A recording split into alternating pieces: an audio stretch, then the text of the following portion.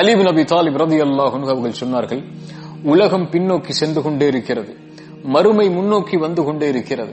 இரண்டுக்கும் பிள்ளைகள் உண்டு. நீங்கள் மறுமையின் பிள்ளைகளாக இருங்கள், உலகத்தின் பிள்ளைகளாக இருந்து விடாதீர்கள். இன்று செயல்படலாம், விசாரணை கிடையாது. நாளை விசாரிக்கப்படுவோம், மறுமையில் விசாரிக்கப்படுவோம். ஆனால் எந்த ஒரு செயலையும் செய்ய முடியாது.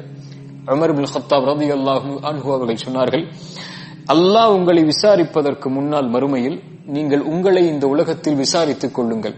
யார் இந்த உலக வாழ்வில் தன்னை விசாரணை செய்து கொள்கிறானோ இவனுக்கு மறுமையின் விசாரணை எளிதாக இருக்கும் என்று.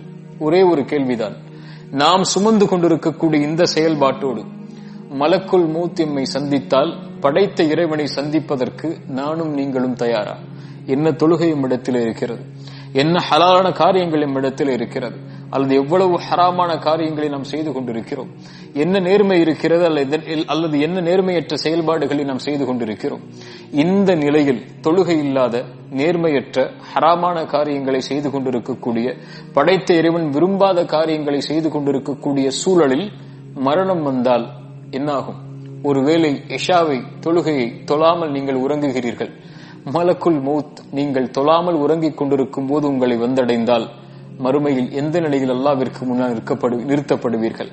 அல்லது ஹராமான முறையில் வியாபாரம் செய்து கொண்டிருக்கிறீர்கள், அதிலிருந்து வெளியே வராமல் உங்களுக்கு மரணம் வந்துவிட்டால், படைத்த இறைவனுக்கு முன்னால் அதே நிலையில் நீங்கள் எழுப்பப்பட்டால் என்ன நிலைக்கு நாம் மாற்றப்படுவோம்?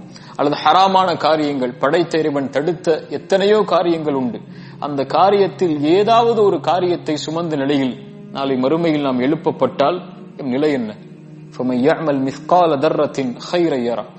கடுகளவு நன்மை செய்தாலும் அதை பெறக்கூடிய நாள் அது. கடுகளவு தீமை செய்தாலும் அதை பெறக்கூடிய நாள். இந்த உலக வாழ்வில் யார் தன்னை இந்த கேள்விகளை கொண்டு விசாரணை செய்து கொள்கிறானோ அவனுக்கு மறுமையின் விசாரணை எளிதாக இருக்கும்.